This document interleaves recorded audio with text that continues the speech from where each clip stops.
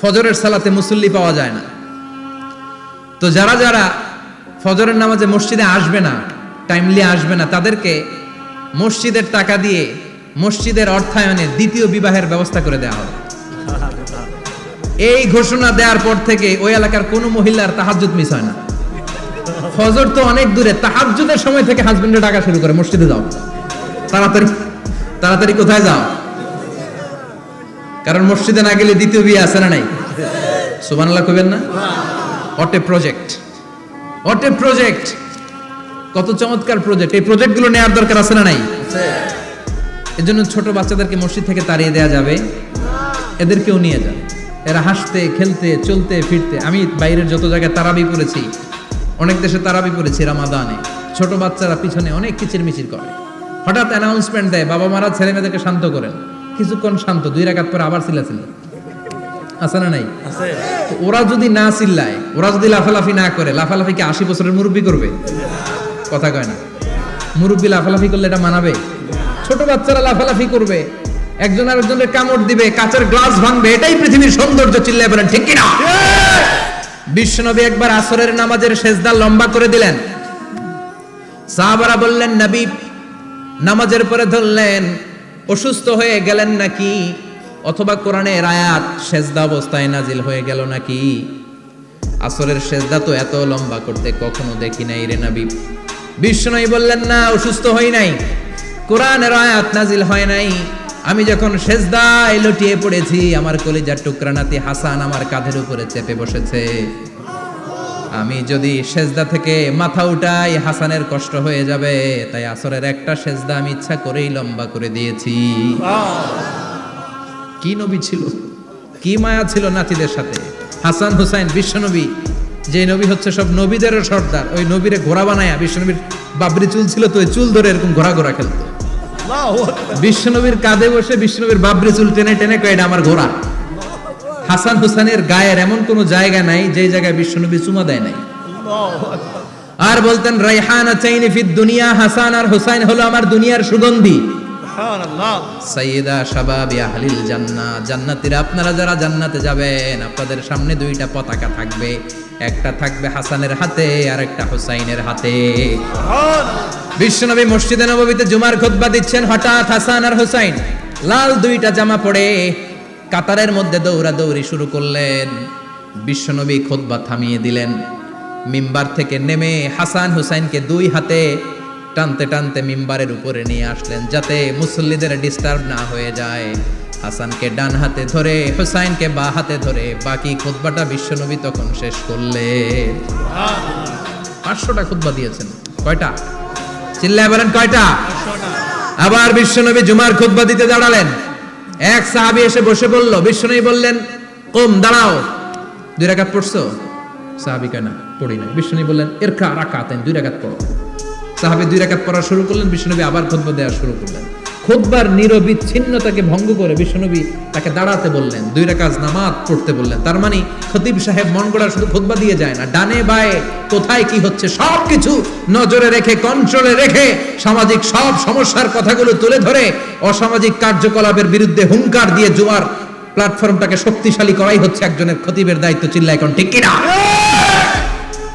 এ কাজই করেছেন বিশ্বনবী 500টা খুতবায়।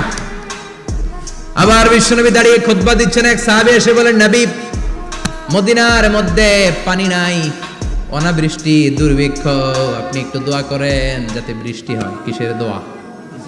বিশ্বনবী জুমার খুতবা থামিয়ে দিলেন, খুতবা দিচ্ছিলেন, খুতবা থামিয়ে দোয়া করলেন, আল্লাহুম্মা আসকিনা, আল্লাহুম্মা আসকিনা ইয়া গাউস আগিসনা, আল্লাহুম্মা আসকিনা গাইসান মুগীসান মারিআন মুরিআন নাফিআন গায়রা দার আজিলান গায়রা আজিল। আল্লাহ আপনি আমাদের সাহায্য করেন, আপনি রহমত করেন, বরকত দেন, আপনি মদিনার বুকে বৃষ্টি দেন, তাড়াতাড়ি দেন, দেরি করেন না। সুবহানাল্লাহ। বিশ্বনবী দোয়া করতে দেরি, মুহূর্তের মধ্যে ঝুমঝুম করে বৃষ্টি নাজিল হয়ে মদিনাটা প্লাবিত হয়ে গেল। আকাশে মেঘ দেয় কে? বৃষ্টি দেয় কে? আল্লাহ মেঘ দে, পানি দে, ছায়া দে রে তুই, আল্লাহ মেঘ দে। পড়েন পড়েন, আল্লাহ মেঘ দে, পানি দে, ছায়া দে রে তুই, আল্লাহ মেঘ দে। সবকিছু দেয়ার মালিক কে? আল্লাহ। বৃষ্টি দেয় কে? আল্লাহ। মেঘ দেয় কে? আল্লাহ। বিশ্বনবীর দোয়ার বরকতে বৃষ্টি নামলো। শুক্রবার বৃষ্টি, শনিবার বৃষ্টি, রবি সোম মঙ্গল বুধ বৃহস্পতি শুক্র, এর পরের শুক্রবার পর্যন্ত টানা বৃষ্টি হলো। কারণ বৃষ্টির দোয়া করছে, বৃষ্টি বন্ধ আর দোয়া তো করে নাই, চলতেছে। আল্লাহ কইছে নবী চাইছেন দিতেছি, না করলে থামামু। সুবহানাল্লাহ কইবেন না? বৃষ্টি হইতে হইতে মদিনায় বন্যা, মরুভূমির দেশ, কি পরিমাণে হেভি রেইনফল হলে মরুতে বন্যা হয়। সুবহানাল্লাহ পড়বেন না? আবার বিশ্বনবী পরের জুমাবারে খুতবা দিচ্ছেন, ওই সাহাবী এসে হাজির, এসে বলে, ও নবী আর বৃষ্টির দরকার নাই। যে বৃষ্টির দোয়া করতে বলেছিল সে এসে বলে আর কিসের দরকার নাই? চিল্লায় বলেন কিসের দরকার নাই? ও নবী আর বৃষ্টির দরকার নাই, এবার বৃষ্টি বন্ধের দোয়া করেন। বিশ্বনবী আবার হাত তুলে বললেন, আল্লাহুম্মা হাওয়ালাইনা ওয়ালা আলাইনা, মানে আল্লাহ আপনি বৃষ্টি দেন, তবে এই এলাকায় না, ডানে বায়ে সামনে পেছনে চারদিকে দেন। সাহাবীরা মসজিদ থেকে বের হয়ে দেখে মদিনার চারদিকে এরকম গোল একটা চাকতি, এই চাকতি দিয়ে নীল আকাশ দেখা যায়, আর ডানে বায়ে সামনে পেছনে প্রচন্ড ঝড় ঝন্ডার বৃষ্টি। মদিনার আকাশে এক ফোঁটাও বৃষ্টি নেই। চিল্লা এখন সুবহানাল্লাহ। এগুলো হচ্ছে বিশ্বনবীর খুতবার বরকত। 500টা খুতবা দিয়েছেন, এজন্য খতিব সাহেবরা ভালো করে খুতবা দেওয়ার দরকার আছে না নাই? আল্লাহ বললেন, ইযা নুদিয়া লিস-সালাতি মিন ইয়াউমিল জুমআতি ফাসআউ ইলা যিকিরিল্লাহি ওয়া যারুল বাই। জুমার আযান যখন হয়ে যায়, জুমার নামাজ পড়তে যাও, বেচা কেনা বন্ধ করে দাও। কার কথা? আল্লাহর। Close the shop, shut down the shop, close the market. Market বন্ধ, দোকানের শাটার নামাও, ক্যাশ বক্সে তালা ঝুলাও, ব্যবসা প্রতিষ্ঠান মার্কেট সবগুলো বন্ধ করে একজনের জিকিরের দিকে ছুটবা। তিনি কে? অল্প 1-1.5 ঘন্টার জন্য যদি ব্যবসা বন্ধ রাখেন, পরে যখন আবার দোকান খুলবেন জুমার বরকতে ব্যবসা বাড়িয়ে দিতে পারে কে? এরপর আল্লাহ বললেন, ফাইদা কুদিয়াতিস সালাতু ফান্তাশিরু ফিল আরদি ওয়াবতাগু মিন ফাদলিল্লাহ ওয়াযকুরুল্লাহা কাসীরান লাআল্লাকুম তুফলিহুন।